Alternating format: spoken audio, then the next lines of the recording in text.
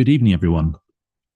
I'd like to welcome members, officers, and members of the public watching at home to this Finance, Audit and Risk Committee. This committee plays an important role in the overall governance of the Council. Good governance has many benefits, including helping the Council to make effective decisions, improve performance, and be able to respond to risks and opportunities. Before the meeting starts, I would like to invite the committee member and scrutiny officer to explain how proceedings will work. Thank you, Chair. If a member wishes to speak, they should use the speak button located on the microphone unit. Please wait for the Chair's invitation before you begin. When requested to vote, voting will be via the yes, no, abstain buttons on your microphone unit. Details of how members voted will be shown on the screens around the room, and the result will be visible on the YouTube screen. In the event of a tied vote, the Chair will have the casting vote.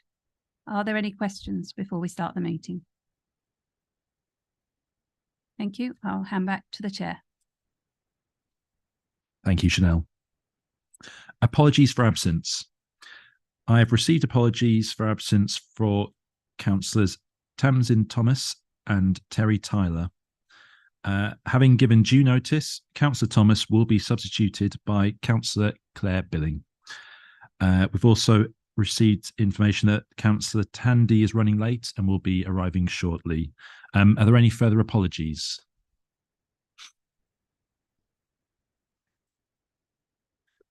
Move on to the minutes from the last meeting on 13th of September 2023. I'd like to propose that we take as read and approve as a true record the minutes of the meeting held on the 13th of September 2023. Can I have a seconder, please? I recognise at this point that none of the other members here were present last time. We've taken advice already on this, so other members who are here can second the minutes if they're so willing to, and then it will just be me, I think, who'll be voting. As long as you're happy, Chair, I'm happy to second. Thank you, Councillor Plater. All right, go to the vote.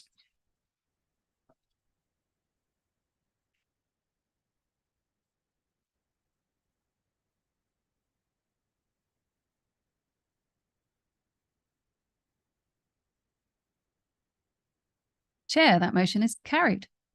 Thank you. Notification of other business. We've had no notification of any other business for this meeting.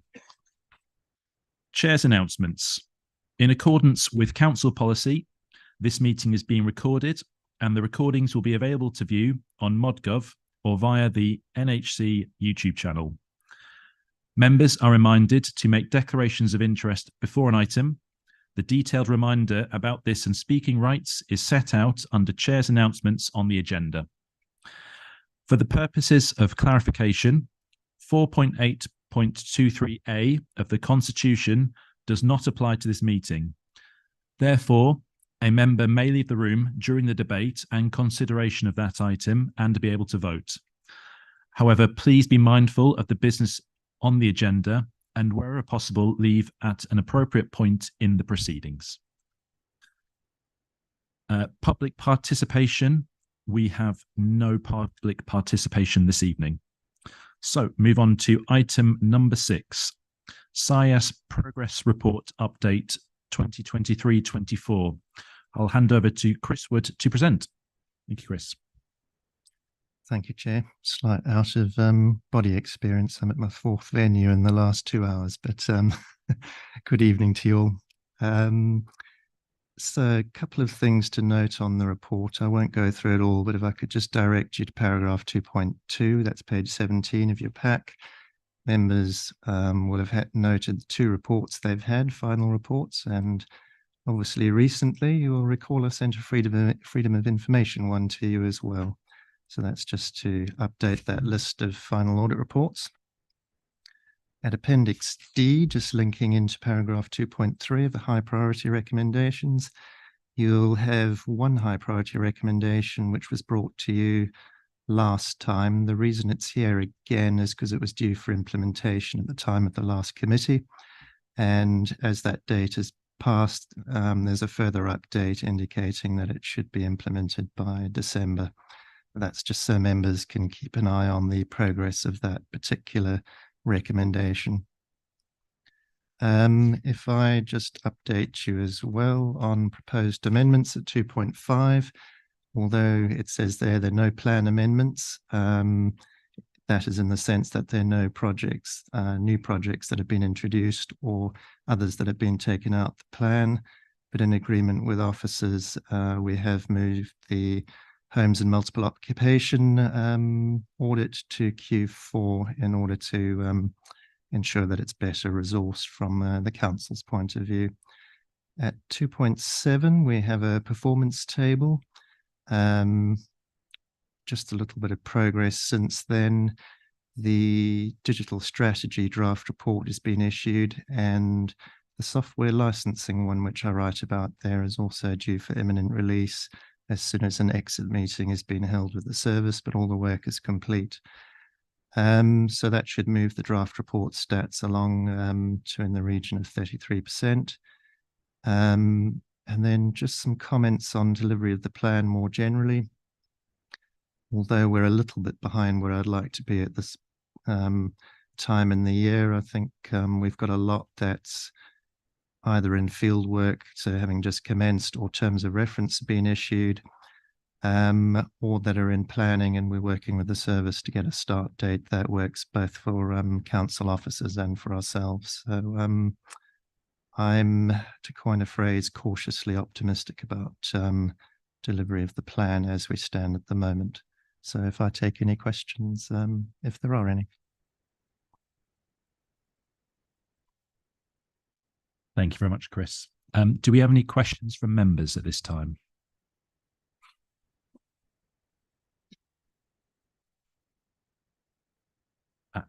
John. Thanks. Just a couple of things, please. Curious about the Churchgate Project Governance Framework Report and how far that got towards some of the assumptions underlying that project, or whether it was just looking at the governance arrangements, the oversight. And secondly, just looking at the draft report coming up on freedom of information, curious to the extent you could comment, has that audit considered controls over information that is released? I ask because I've seen some media coverage of accidents that have happened where information was provided to someone who asked for it, along with lots of source material, which was probably better kept under wraps. Bit of a key risk. Chair. So just on the first one, John, we've got 2 Churchgate audits. In fact, there are 3 in the audit plan. But so this one was solely looking at the governance framework. So have we got the right framework in place in the first instance to manage the project? And the report came up with reasonable assurance, a couple of medium priority findings, one of them around consideration of operational risks with the project, which has now been addressed, I understand. We have another audit set for Q4, which is moving. So it's moving with the different project phases. And there's a landlord compliance audit as well, which is due this quarter, but that's more to do with our landlord responsibilities as the owners of Churchgate. On the freedom of information final report that was issued, that audit was done based on a number of information commissioners' reports. So rather than just going in and auditing the controls as we saw them, we took the learning from a lot of information commissioners' inspection reports from other authorities, and then used that to build a plan to see how North Herts was doing it. And so the conclusions of that one, got the report open here somewhere, but off the top of my head, the conclusions on that one were that, again, there was reasonable assurance, but we needed to do some work around training. And if I can find the other one for you, I had it open earlier.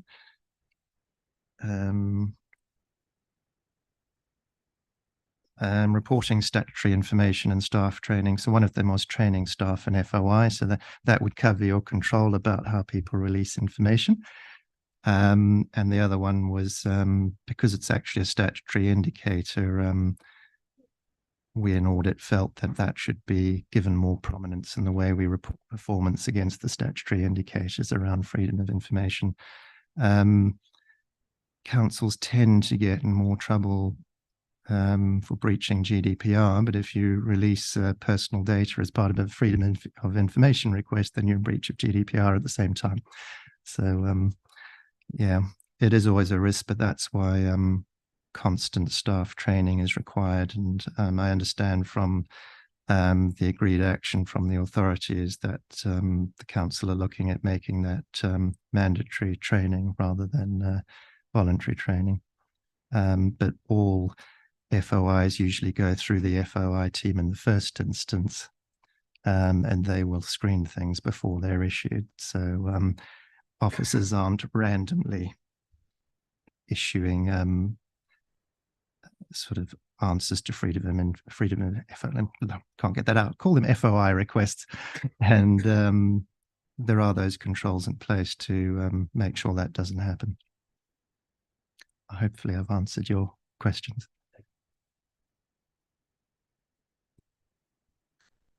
Thank you very much. Are there any other questions at all from members to Chris? Nope. If not, I just had one myself, actually kind of related on the FOI one. I mean, from experience, the industry I work in, we have mandatory annual training as a general rule. And then for anyone who's working with sort of more detailed information, any particular commercial information, it's every 6 months for the refreshers at least. For those recommendations that be made, is that any form of best practice being brought in terms of the regularity for training that you've seen so far in the responses, or is it still in development at the moment? Wait for there's the mic. You're going into some of the detail I may not know here, and I'll look to Ian to assist, but the training exists. I think our report showed that about 59% of staff had done that training, but given that it's voluntary or discretionary, not mandatory, that's not the end of the world, given that there's a team in place that looks and coordinates the FOI requests and the answers that go out. That team is well trained. The key is ensuring that if one doesn't come through the standard routes, like sort of as an FOI email address or anything like that, it's that staff understand they need to have that registered or logged with the central team. And then that central team will look at the answers, screen them. They're not experts in the underlying material, but they are experts in disclosure of things like personal information or personal data or any other data that's commercially sensitive. So I find that at most places, data protection training is mandatory. FOI training is not, and that's pretty common around most councils. It's so if you've had the data protection training, you should then be in a position to answer a freedom of information request correctly, because you shouldn't be disclosing things to the public. They too often go hand in hand, and I sometimes see more general sort of information sharing type training, which covers both FOI and GDPR at the same time. They seldom separated, but hopefully that's given you some reassurance. I'm not aware of any serious breaches of either GDPR or FOI here. For those who work for unitary and county councils where you might have sensitive adult care or children's services data, there's a lot more sensitivity around that kind of thing. But given that we're not in that realm, the risks are reduced by the type of services we provide here. Thank you, Chris.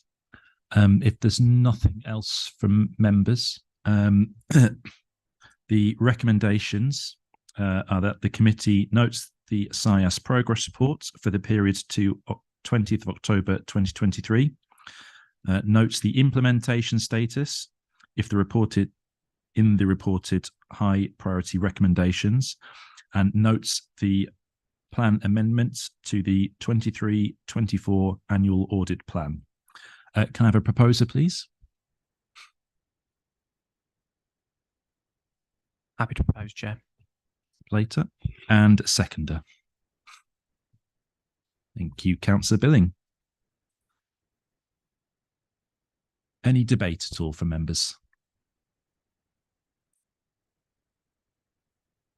No, no debate. In which case, can we move to the vote, please?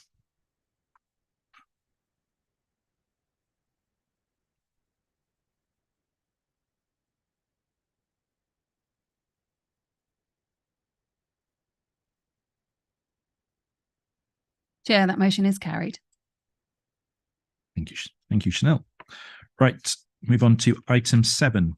It's the medium-term financial strategy, and we have Ian Cooper to present. Thank you, Chair. So the purpose of the medium-term financial strategy, as it is probably implied, is to look at the medium term, which in local government terms is up to around 5 years, and make sure that we are making assumptions around our budget to set a balanced budget over that period. Setting a balanced budget can include use of reserves, and as I come to in the report, we do currently have a reasonably high level of reserves, so there is some drawdown of reserves proposed as part of the strategy. The end result of it all is to set a target level of savings to be achieved over that medium-term period, and then that therefore kicks off the budget setting process to be achieved up to the setting the budget for next year in February, which is the decision of full council. This committee will see a couple more reports before we get to that point. One with the sort of the first draft of the budget, and then a sort of the final budget, and then a chance to comment on that as it goes through from here to cabinet and then on to council. The medium-term financial strategy sits alongside the council plan on the basis that you want to be spending money on the right things and what you're looking to deliver. And therefore, the purpose of the introduction is to sort of draw those parallels and reflect on that. So I'm going to focus on the appendix itself, which starts on page 34 of your report pack. I will briefly go through some of the assumptions in the report. A lot of it is just the assumptions you're making in terms of where we think things will go in due course. As ever, some of those assumptions will have better information as we go through the budget process, particularly things on funding and the amounts we get from government and how much we increase council tax by. Those kind of things will have more certainty. Some things will remain uncertain as we go through the whole budget process, and therefore they'll be flagged in the final budget report. So they're uncertain going into next year, but they are our best estimates of what we think will happen. And that is what budget is a plan. It's never going to be perfect. That's why we're budget monitoring during the year to keep an eye on that plan and see how it's going. So as I've sort of just been mentioning on page 35, we start with what our general fund balance is currently and the forecast up to the end of the year. So you may remember from the last report you saw from Q1, we're currently forecasting our general fund balance to be just under 12.7 million by the end of the year. The minimum recommended balance on the general fund is around sort of 2.5 to 3 million based on the budget last year. So there is some headroom there in terms of using that budget to balance out some of the shortfalls in the short term, but it's money that once it's spent once, you don't get back again. So it's a case of using it wisely. We do still have some business rates reserve, which is where we have achieved more business rates than we had budgeted for, and we'll release that over the next couple of years as well, because we don't need it in their reserve. It's there to smooth out funding in future, so we'll release that funding as well, and that's used in that paragraph. Do highlight, as it's been there for the past few years, COVID-19 impacts. We are in a position now where we have no ongoing provisions in relation to COVID-19 impacts, but do highlight there that car parking income is still not quite recovered to pre-COVID levels.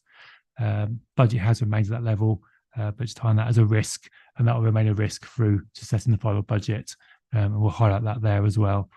So there is recovery still happening. It is slowly getting back towards normal, towards those old levels. So we'll keep at that level for now. The big impact we're looking at, as we were this time last year, this time again, is around inflation and the impact of that on our budgets. So I'm going to cover in a pretty brief detail the impact on both our expenditure, income, and also our funding that comes about from that. In terms of contract inflation, there's a few examples set out there in terms of assumptions you're making. Where we've got known indices in relation to our contracts, we've made estimates as best we can around what that inflation will be. Although for things like our waste contract, it is set based on May indicator levels for the following for that year. So we won't know the actual precise number until we get to May 24. So it'll remain an assumption up to that point. So we've used current indicator values, and in some cases they might go down by then, but there is a fuel element to that, and that has kind of reached a floor and then may go up again, as we've seen some of the unfortunate conflict in the Middle East, and that is having impact on kind of global commodity prices and things like that. So that could then start to cause a spike back up there, and both kind of fuel price and energy prices. So there's uncertainty there. In terms of pay inflation, we have now got the 23-24 pay award done. That has now been agreed by the unions. So that has now been implemented, and that was in line with the employer offer. So that is due to be paid to staff in November. And obviously that now will be settled in terms of the budget for this year. But highly unlikely even arranged to agree this year's pay award, that we'll be in a position to agree pay award for 24-25 before the start of the year. And so therefore there'll be an assumption there around what level that would be. Prior years we've been modelling at 2%, looking at increasing that to 4% for the coming year, and then slowly decreasing that back down from thereafter.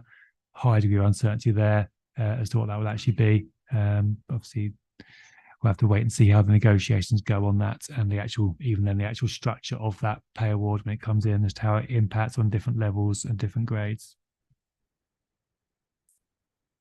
There's now a section on fees and charges, and covers a few areas of fees and charges there. They are just modelling in terms of what we think the increase in fees and charges might be.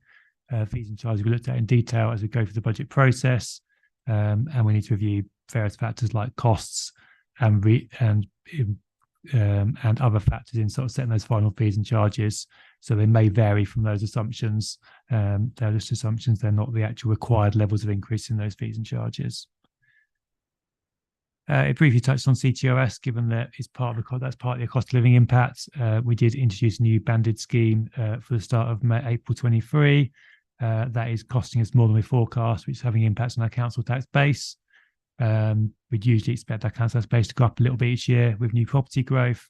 Actually looking like probably flat line for this year, but then we're all going up again thereafter, as hopefully some of that CTRS eligibility is not needed at the same level going forward.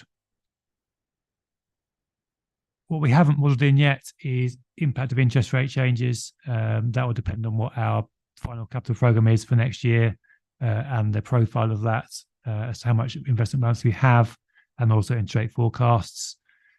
Currently, it's looking like interest rates will stay higher for longer than we probably previously thought, which in the short term is good for the council, in that we do have investments that we have in place, and we have cash to invest, and therefore that will generate income for us. But as we look to the medium term, we will be in the need where we have to borrow, and therefore we have to look at the cost of that going forward.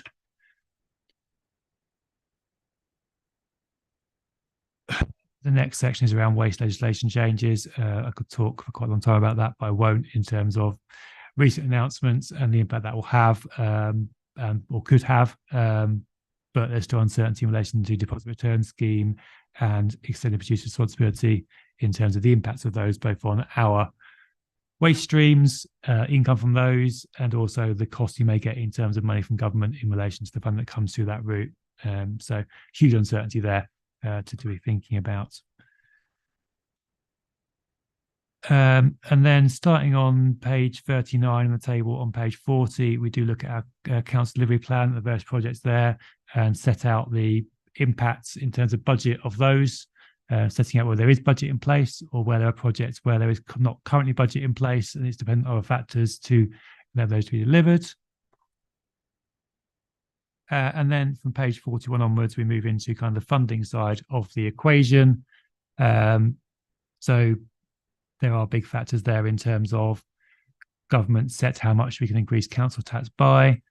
We are currently assuming that that will be around 3% for this coming year, which is higher than it has been historically, but that was increased to 3% last year from the usual 2% to reflect high inflation. High inflation is still in place, so that to be 3% again. We're still assuming that our retained business rates for the coming year will budget at that level in terms of our baseline need as set by government.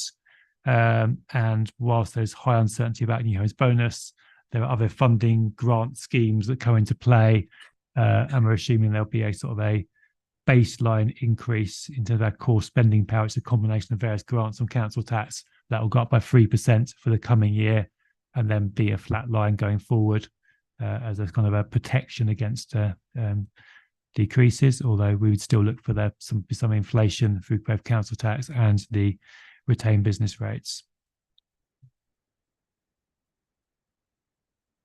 And then sort of basically the conclusion is set out in the table on page 43. As it currently stands, on based on those assumptions, we're looking at need to make savings around 3.1 million in the next 5 years. There is a high degree of uncertainty in that. There are scenarios where we could see more funding from government, albeit I don't expect smaller increases in funding from government compared to currently. For example, if 3% council tax was maintained across that 5-year period, that would be an increase in funding. But there are scenarios where the impact of negative RSG, if it comes along, is higher. We've still got it in there as the same levels it was back when it was first muted back in 2016, I think it was. So they may decide to increase the inflation since then. So there are various scenarios where that could be both better and worse. But as a core set of assumptions, it's probably somewhere in the middle, and therefore a position we have to sort of aim for, but be able to react to the different scenarios that could transpire. I suppose an update since this report, for those who've been keeping an eye on overview and scrutiny in cabinet papers, we have proposals in relation to the waste contract, and whilst there's information there that is confidential and can't release at this stage, it does, in the public side of the report, does say there will be some potential for some exceptionally high increases on that new contract award. And we're obviously doing what we can to mitigate those through those kind of decisions around the specification for that contract. But that is not one of those numbers, and therefore anything coming out of that is on top of these numbers.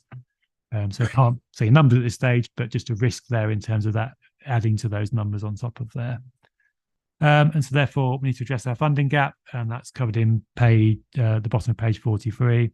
And as ever, we'd always look for efficiencies where we can, and we are looking at things like how we use IT and the cost of software, and just kind of our process we adopt to try and see if there's any savings there. But fundamentally, we do have to look wide beyond that. We've been trying to find efficiencies for so many years now. We've forgotten how many years it's been. So therefore, the focus now has to be on other factors such as income generation, for example, from fees and charges, or from other cost reductions such as changing service levels. And then we've just got the final section of our capital budgets. Whilst that's not a significant part of the medium-term financial strategy, it does just highlight the fact that capital does come with a revenue cost, both in terms of the lost interest on the money you're actually spending out to fund that capital, then the longer term so-called minimum revenue provision, which is a bit like depreciation in the private sector. And that is a cost we have to incur. And then also longer term, looking at needing to borrow to fund that capital expenditure. Obviously, lots of detail in that report in terms of various assumptions. So happy to take any questions on that. And I'm sure, as you understand, your roles committee is to look at the kind of the finance and risk of that, and to think about, are these sound assumptions? Would you recommend them to cabinet on that basis? And then let sort of cabinet consider them, and then fall on to council to set the strategy. Thank you very much, Ian. Are there any questions from members? Councillor Hone. Yeah, thank you, and thank you, Chair. Yes, I have a number of questions and poses, really, as you can imagine, going through this agenda, this in particular. So if I may start, and perhaps I'm not terribly sure who's going to answer them, whether it be Ian or whether it be perhaps the portfolio holder, but there are a number of them, I'm sorry to say. I'm first of all looking at page 34, bottom of page 34, looking forward. What it says there, over the last few years, take opportunity to increase the level of good. Well done. So did I. Soften the impact. There, the last bit there says this will require some difficult decisions on services, meet our statutory obligations and best deliver against priorities. And we go on and talk about that in other parts of this here. Yes, high risk at the moment. There are risks all around. I think we recognise those, particularly with inflation and particularly with interest rates. So I understand, but of course, that's not what the public wants to hear. And perhaps one of the items in here says that we were looking in detail at what's going to happen from 24 onwards. And perhaps the procrastination in that decision-making process is governed by or driven by something other than what we know today, but perhaps what we might know in the first week in May. That could be what's driving that as a suspicion. I may go on and ask a few more poses. As a result of high inflation, the council needs to consider the following impacts. That's the top of page 36. Yes, these are challenges which we all recognise. The cost of providing contracted services, and I think because we have outstanding leisure and waste contracts, they are significant. And I would imagine that, and looking through what we've got so far, I clearly get the impression that we've included some inflation on those, but I'm also recognising that perhaps that may not be enough, particularly as those two contracts are our highest spend.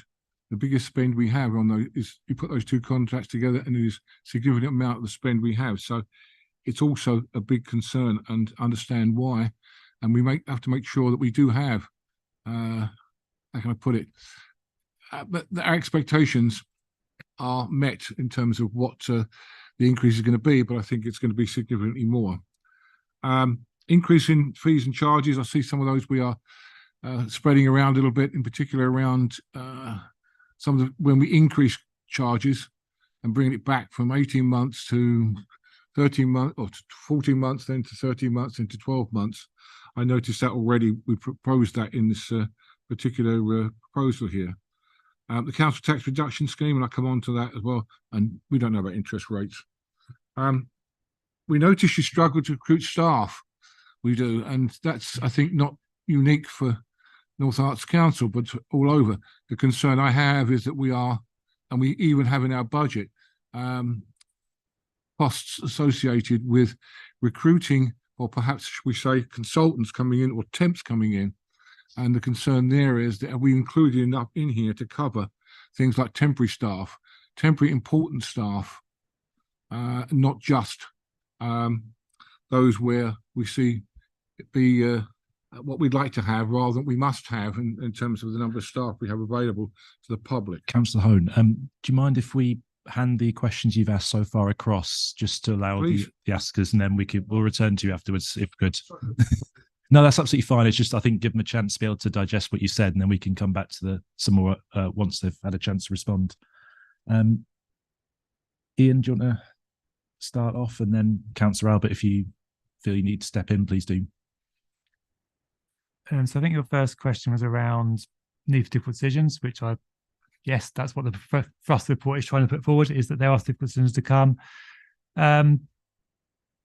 Yes, there is a limited amount of savings. Well, if that is zero proposed savings for next year, and then obviously a bigger proportion thereafter.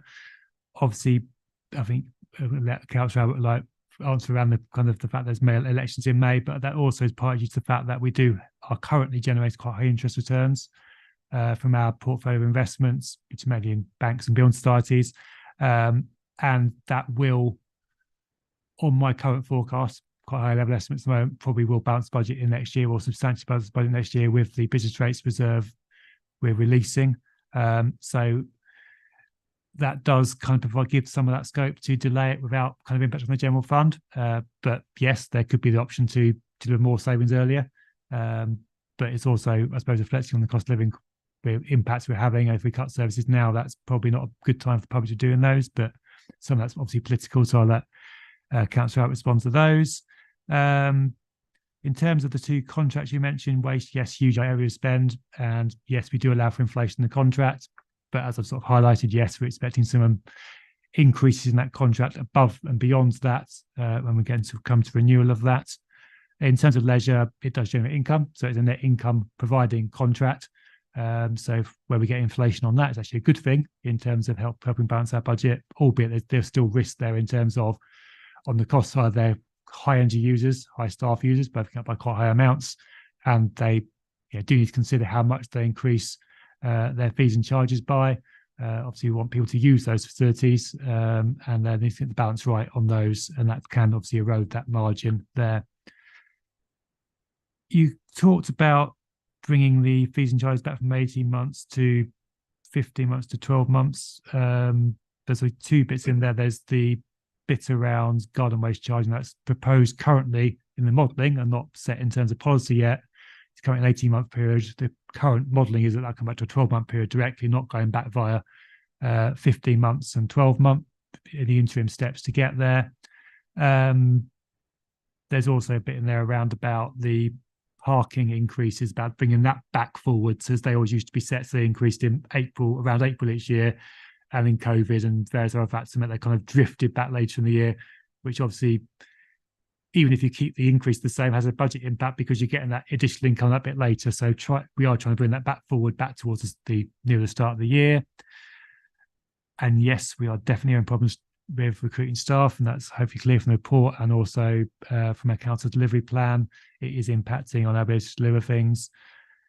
In some areas, yes, that cost is increasing budgets because temporary staff are required, or even consultant staff are required just to fill the gaps, and they are core services you need to be delivering, and that obviously costs more than permanent staff because we have to pay quite a premium both to the individual and to the agency to achieve that. There are other areas where if you struggle to recruit staff, it does generate savings, albeit pressure on the colleagues of that person that's missing, in that you don't necessarily have to recruit and cover that position straight away. We haven't got specific budget in there for additional consultants or additional cost of temporary staff, but we will highlight it definitely as a budget risk when we come to detailed budget setting in February. That will need to be on there because that will be a significant factor potentially, depending on how that burden of those costs falls. I think I've answered the questions from my perspective, but I'll let Councillor Albert add anything he wants to add.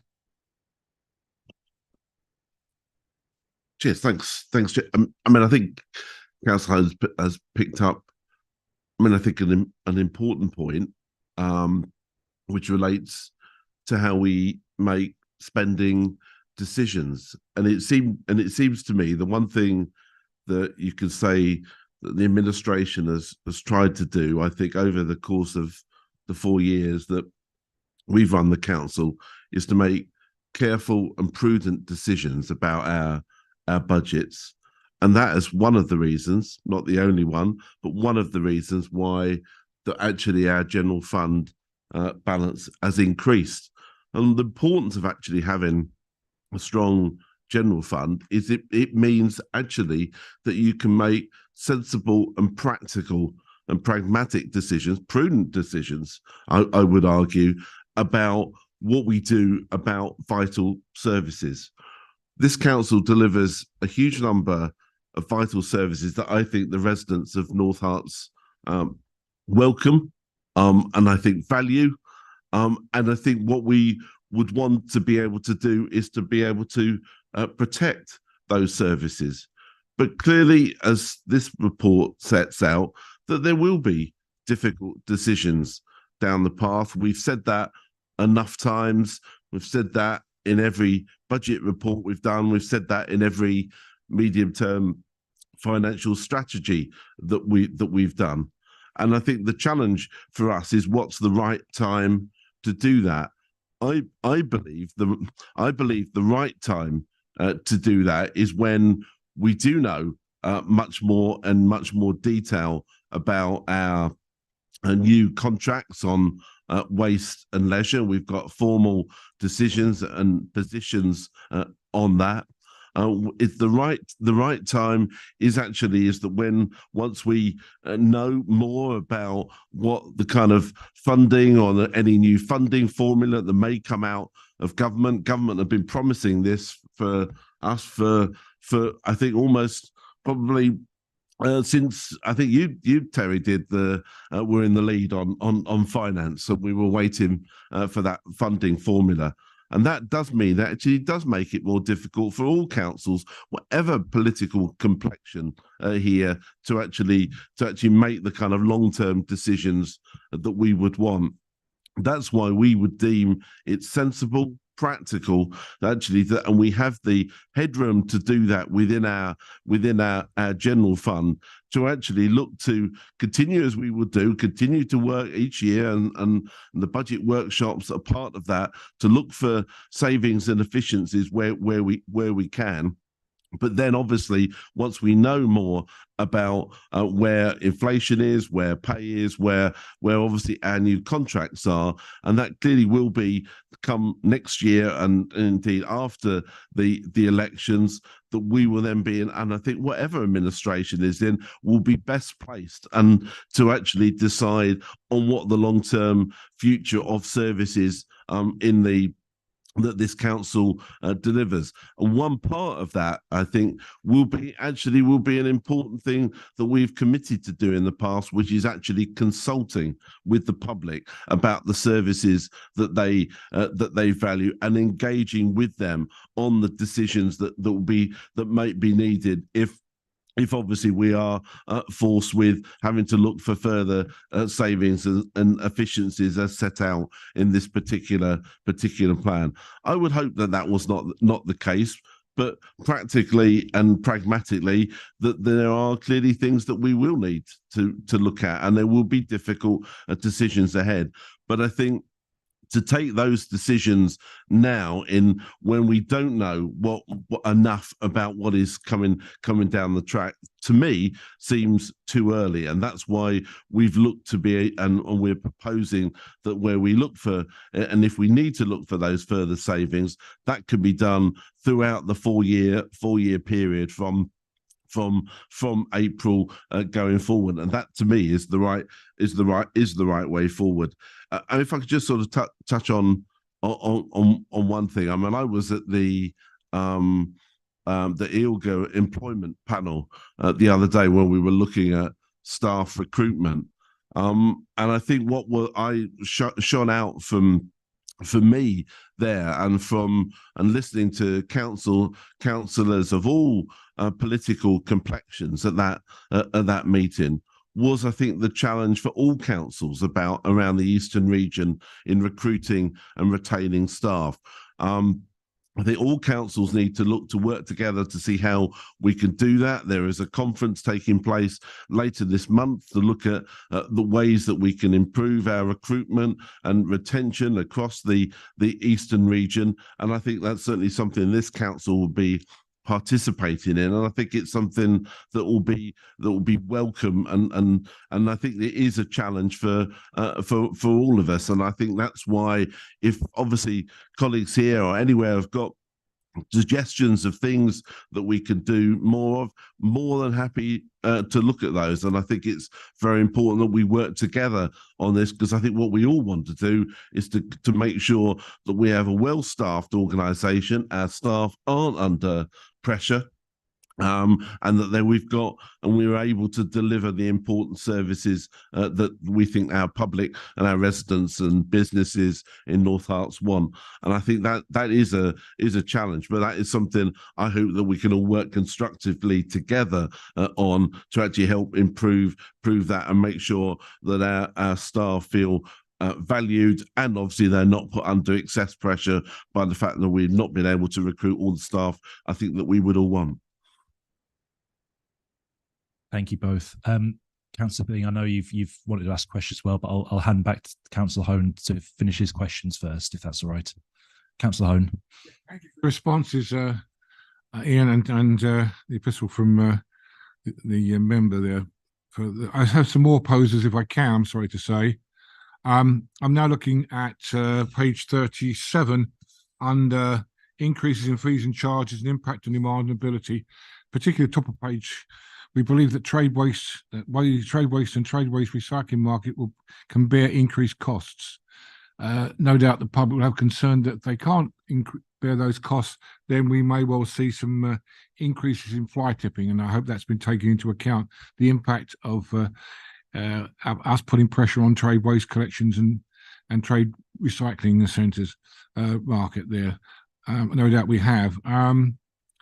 Going down that page, the council tax forecast is based on a lower than expected council tax base. That surprises me. I thought we were building houses, and therefore it could be impacted by the council tax reduction scheme, but certainly there are houses being built which should generate, I would have thought, more council tax, but perhaps that can be explained. If I go on to, if I can, well, I won't talk about waste legislation because it's a proposal, yeah, in there, and the proposal, yes, was to stop charging for brown bins, but we don't know what the outcome of that is yet, so we won't go through the waste contract, that side of it anyway, and the changes that may well be forced upon us. However, for forecasting purposes, it's been assumed that there will be a net zero impact on waste costs, although there are risks in relation to that. And I think you've covered that and said, yes, you recognise there are significant risks in that contract. So I recognise that there. When it comes down to housing growth, planning, income and impact, no mention of section 106 there. The more houses we tend to build or have built on our patches, then we tend to get some section 106 money, which comes in and supports some of the services we provide. We and other and county provide as well, and also parish councils. So no mention of that at all I could see in the when it came to housing growth, planning and income and impact on tax. I'll pause there. I've still got some others which I think that would take up too much time, Chair. So there's some questions which I'd like answers to, if we could, please. Yeah. Thank you, Councillor Hone. I'll pass over again to Ian and Councillor Albert to answer those. Thank you.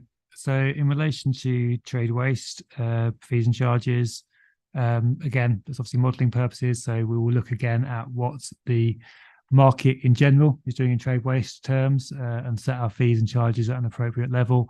It's just that's kind of our expectation at the moment, is that it can bear those increases. I would imagine that most businesses don't see a high cost and immediately go out and fly tip, I would hope, but let's hope there's some nice moral people out there. So yeah, we obviously bear that in mind, but we obviously need to look at what other people are charging as well. So the kind of commercial sector there as well, and sort of keep in line with that. We don't want to be setting arbitrarily low prices for our services. In relation to the low expected housing growth, exactly, CTRS is what's caused that. So it's the increase in demand for CTRS that has led to a reduction in the council tax base. The funeral house has gone up. It's just the CTRS brings that back down again. In relation to section 106 income, a lot of the times that's capital in terms of capital contributions to new things. And then where we can on the capital program, we do reflect that in sort of an alternative funding source. And I suppose the other point on that is it's very uncertain as to when that actually comes in, and you want to start budgeting on a bit of certainty. So that's the other side of that as to why it's not in the budget.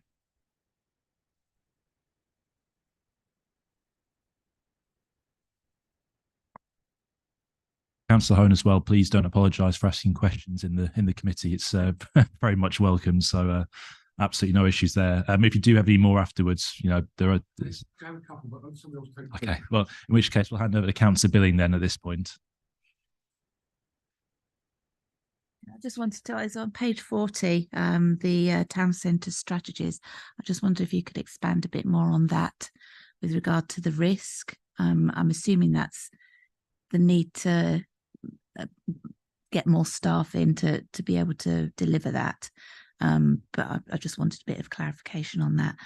And then the other one is probably not a popular question. I just wondered on council tax, if we increased it above the amount that you need for a referendum, how much would we need to increase it to cover the cost of the referendum? I'm just interested to know. That was my two questions. In relation to town centre strategies, there is some resource built into the budget for those to take place, albeit it's a team that's under significant pressure and has a number of vacancies in there, and some of those vacancies being covered by temporary staff and consultants. And if those projects need to deliver through consultants, they'll cost a lot more. So come back to Councillor Hone's point, it'll cost more to do that through that route than if we had staff in post to do that work. So that's the risk being highlighted there, is that is kind of the work that would fall off the edge and need to be picked up by expensive other resource in that scenario, because there's other statutory work in that kind of area that needs to be done first. In relation to the question you asked around referendum costs, I don't know how much the referendum will cost. To be honest,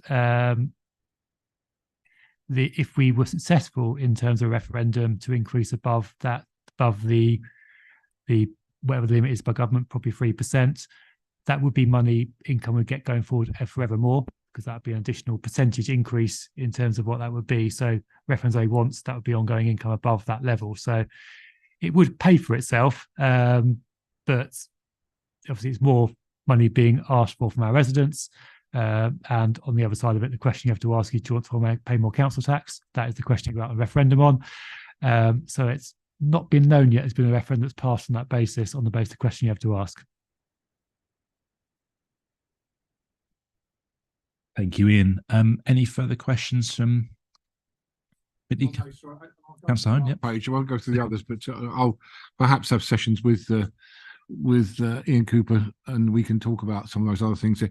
I'm at the Annex 1, other budget assumptions in there. No allowance has been made in general inflation and remaining expenditure, although after allowing for salary and contractual inflation, the remaining amount is insignificant. I find that surprising, that we're saying it could be insignificant. There's no other, so other than contracts and pay, we are not spending other money. That surprises me. A vacancy factor of approximately 2.5%. I think you'll find that our vacancies are significantly above that, but is that net of what we're going to have to pay for temps and such like? Could be the reason why it's 2.5%. The council will not subsidise areas which responsibility of other precepting bodies. I assume that's parish and town councils in particular, which I know do get subsidised by the forums, but they are precepting authorities, so that may well we need to have a serious consideration if they're not going to match the funding, which is what we're asking him to do here. So that may require some consultation with councillors who have rural and therefore parish and councils and even town councils. So just the thoughts on Annex 1, and I'll close there.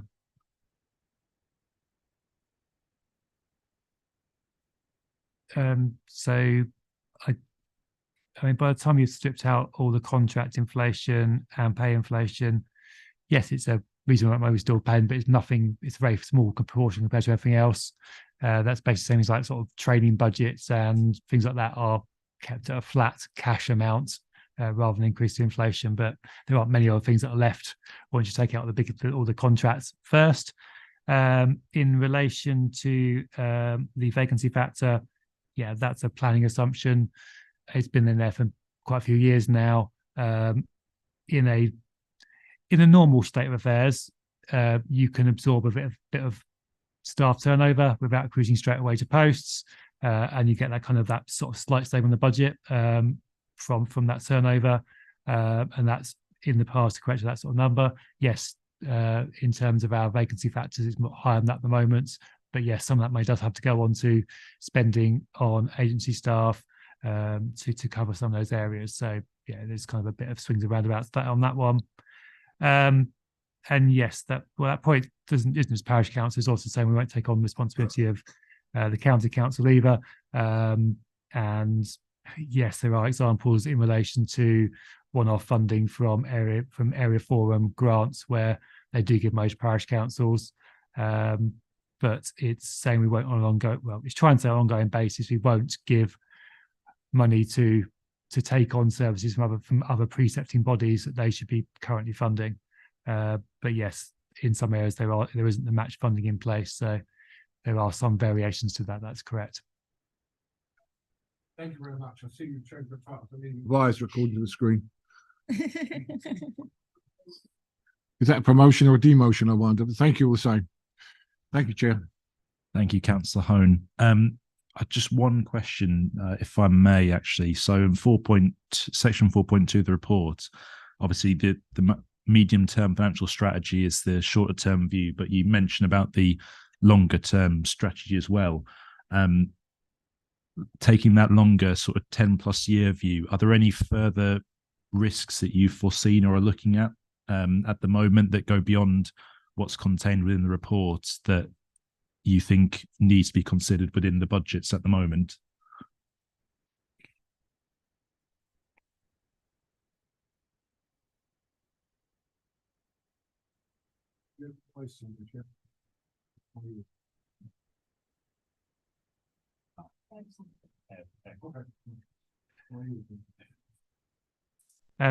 So I think there's enough uncertainties in the next 5 years that we're not even looking at the 10 years. In the ideal world, you would look at a planning horizon over up to 10 years.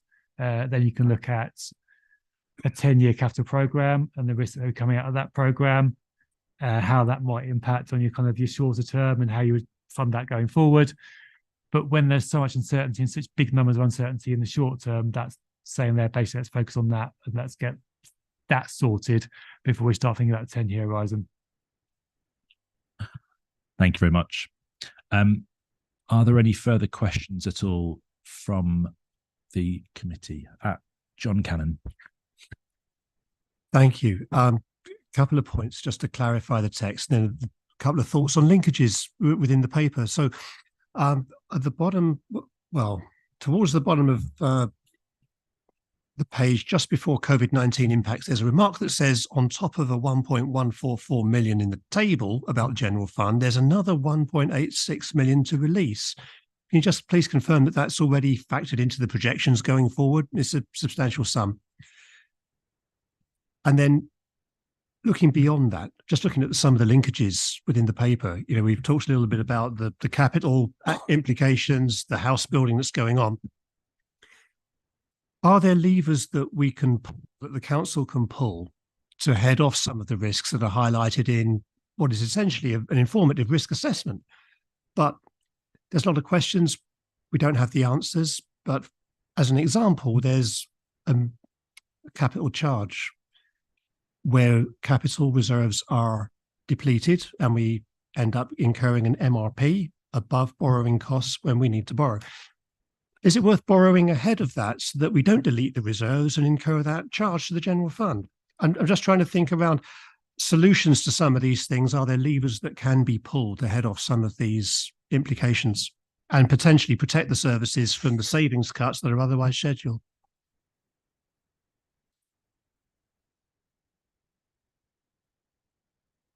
So in relation to your first question about the release of that 1.86 million, if you look at the table on page 43, the third line from the bottom has other reserves that we plan to use to fund our expenditure to release the 1.105 followed by 751 in that table. That's the 1.86 million being released back in to absorb that. So that is being released back in. It is factored into numbers. In relation to your question around the borrowing point, it's not through the lack of cash that you have to charge MRP. You have to charge MRP at the point at which you have capital expenditures not being funded from your own reserves. So that wouldn't get around that because you'd still be in a position whereby you've got capital funding that's not funding from your own reserves.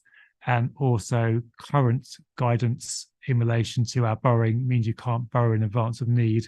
So it's not until we have a what's known as a capital financing requirement, or the equivalent of having an MRP requirement, is that's the point you can borrow money at. At that point, you either choose to borrow internally, essentially use your own cash to fund capital, or you can borrow externally. The best practice is to borrow internally while you can, given that is lower risk. Albeit you have to be mindful of the fact that you, in the longer term, want to look at your refinancing risk.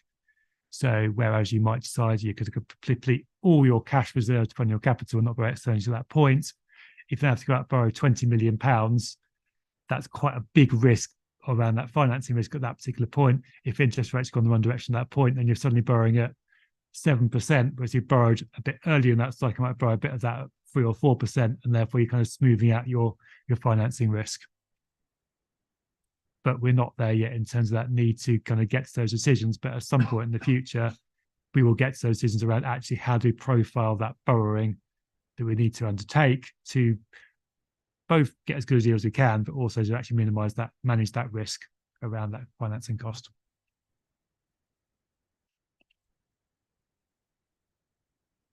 Thank you. John Cannon. Thank you. So helpful response. Thank you. Moving on from that, going back to the house building component, one of the key risks here around staffing is having too few specialists in planning available. And I wondered, does that create a risk to the success of the house building schemes in the district?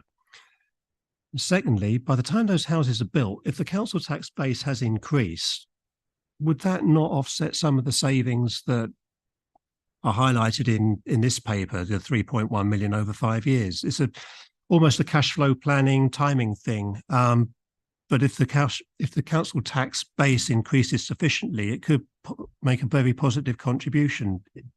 At what point might it be possible to make a reasonable assessment around that sort of timing impact and the uplift you might get?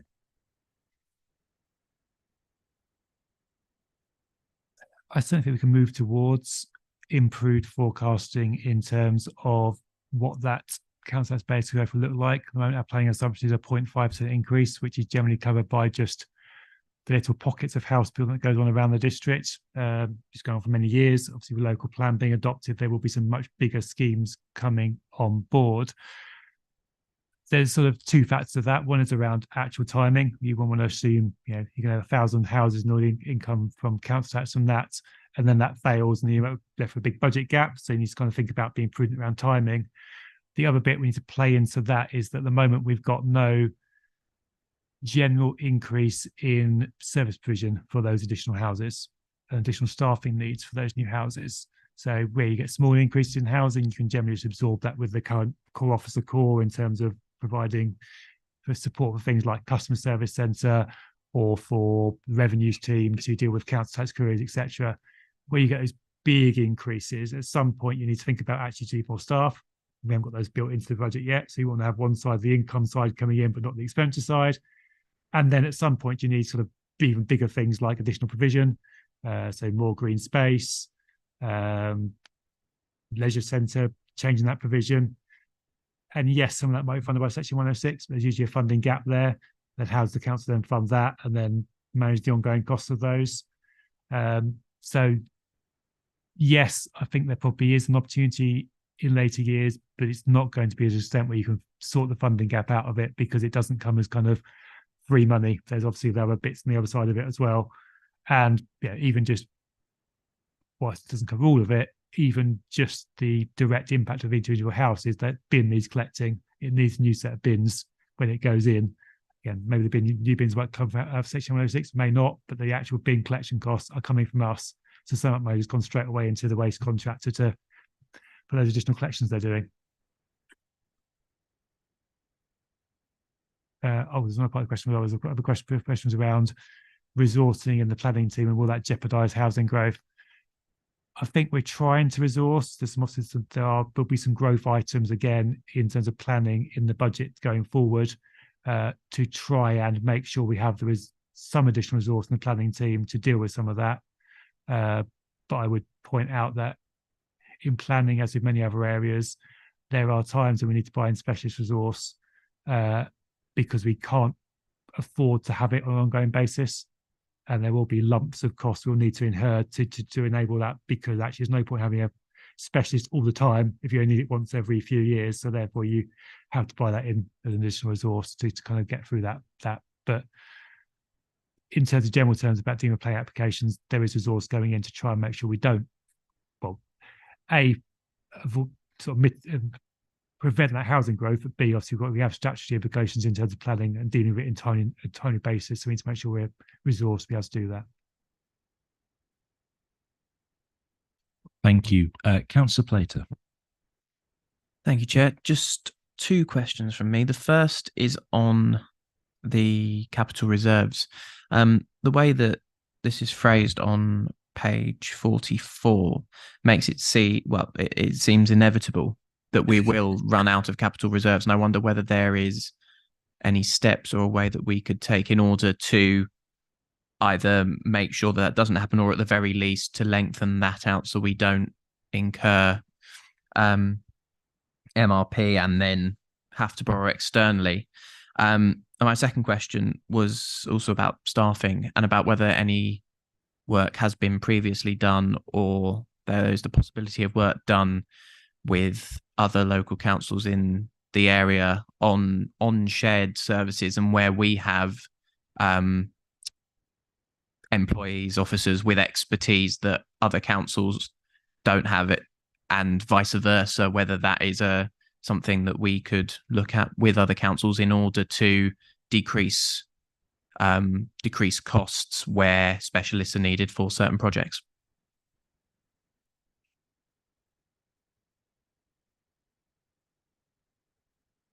So in relation to the capital question,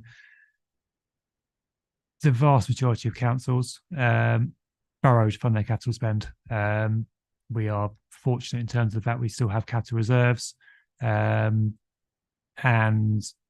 they have been diminishing over time, but they will eventually get eroded.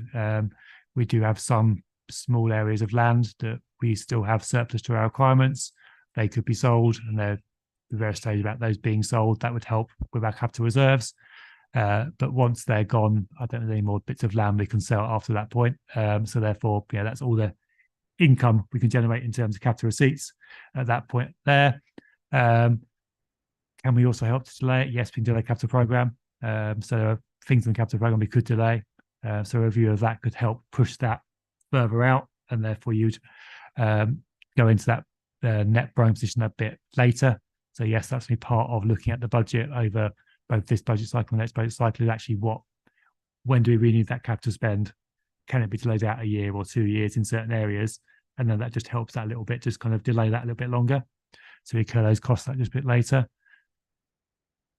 In terms of shared services, well, we've got Chris Wood from Shared Internal Service sat to my left as one example of a shared service.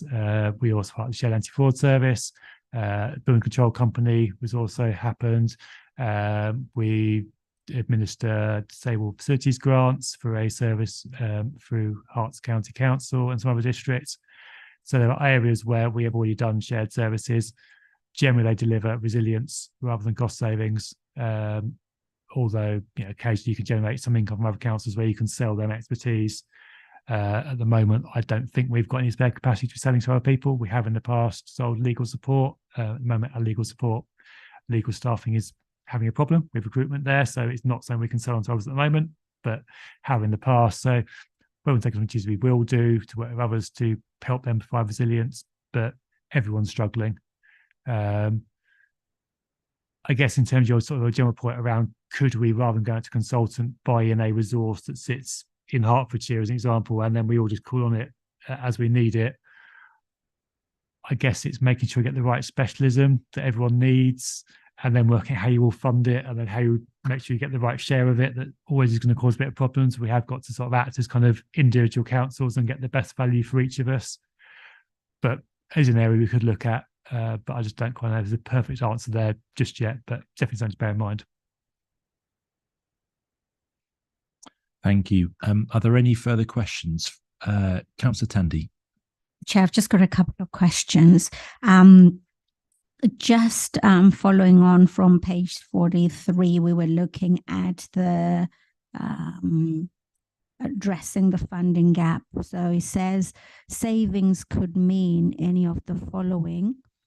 And then at the bottom says reducing the level of services that we provide, or no longer providing services that are not required to provide. Whilst we would always want to avoid this, we would have to consider the overall sustainability of the council. So my question is, have we looked at the risks that they could be in saving the 3.1 million that we're talking about there.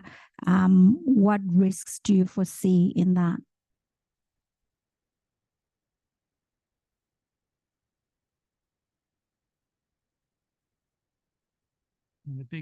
Well, one risk is not achieving it.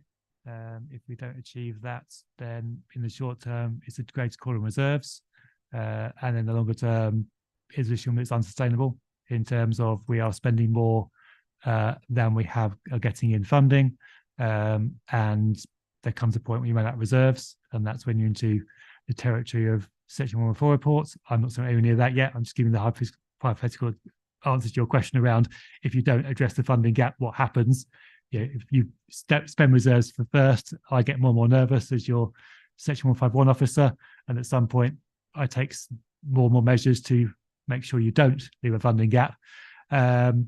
So that's the fundamental risk there. And there's the various levers set out in those bullet points around how do you avoid that happening. And there are pros and cons to each of those in terms of those examples about things you can do.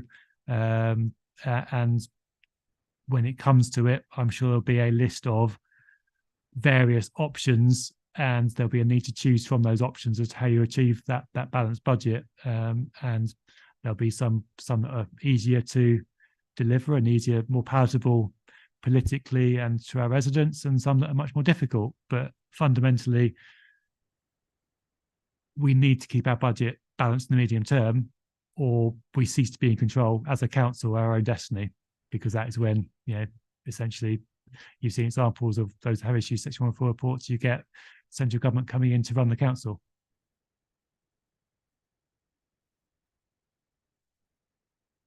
Yep, Councillor Tandy. Second question is on page 41. It mentions local plan review. Could you confirm if this has started, as there was an assumption that it would start before the end of this year?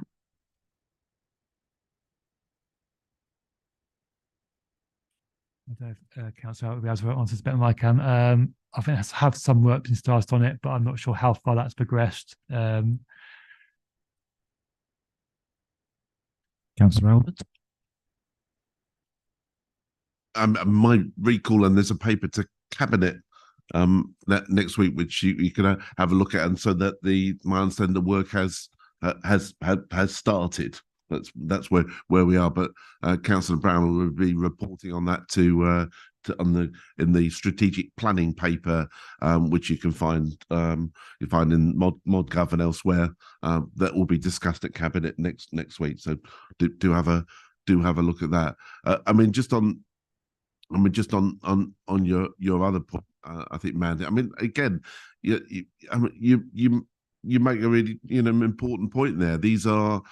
These are huge challenges for all councils, and I think, and this is why I'm desperate to avoid making party political points here, because when I listen to the LGA and I listened to the district council's network of the LGA, and they were going in front of the select committee, I think this week, in making some really important points to that parliamentary select committee around the importance of properly funding and supporting local authorities, and that I think, and that is from the district councils network, cross-party network of councils, and I think that is the challenge that we all face. We have some fortune in that we have got good headroom in our reserves, but as Ian has said this evening, you can only spend those reserves once.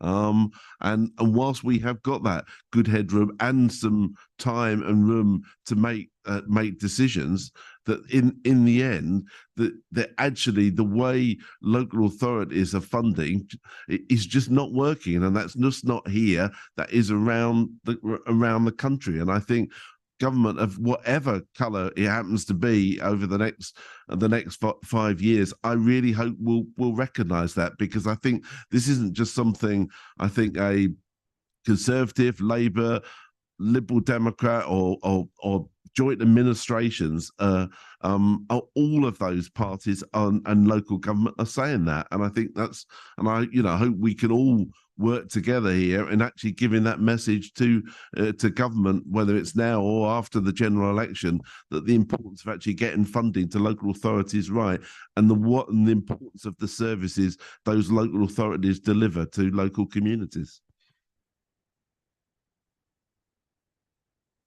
Thank you all. Are there any further questions from the committee?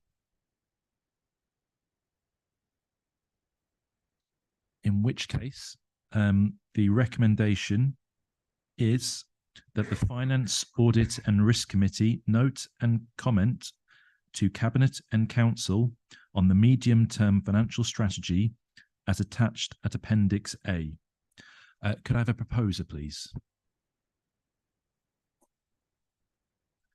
Thank you, Councillor Billing, and a seconder.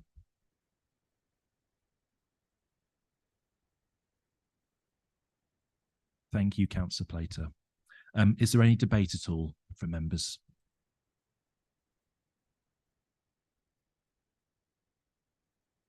If not, could we please proceed to the vote?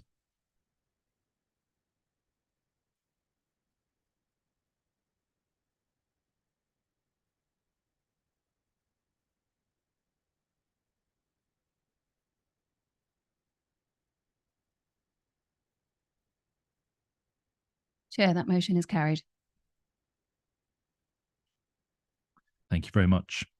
We'll move on to the final item on the agenda, item 8, which is possible agenda items for future meetings.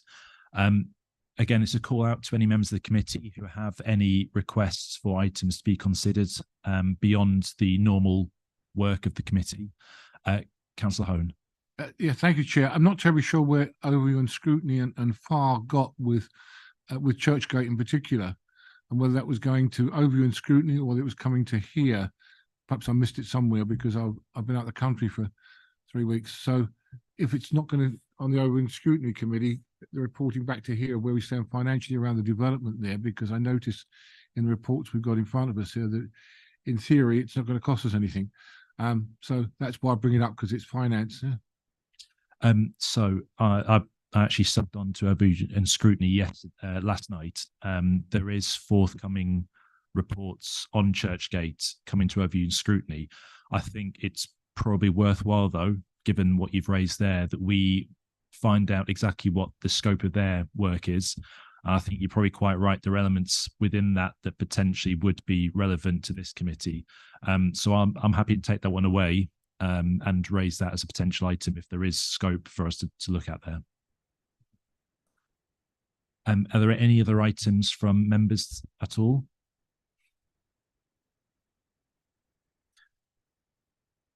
If not, the next meeting of Finance, Audit and Risk is currently scheduled for Wednesday, the 13th of December, 2023. And I'll close the meeting at 20:48. Thank you very much.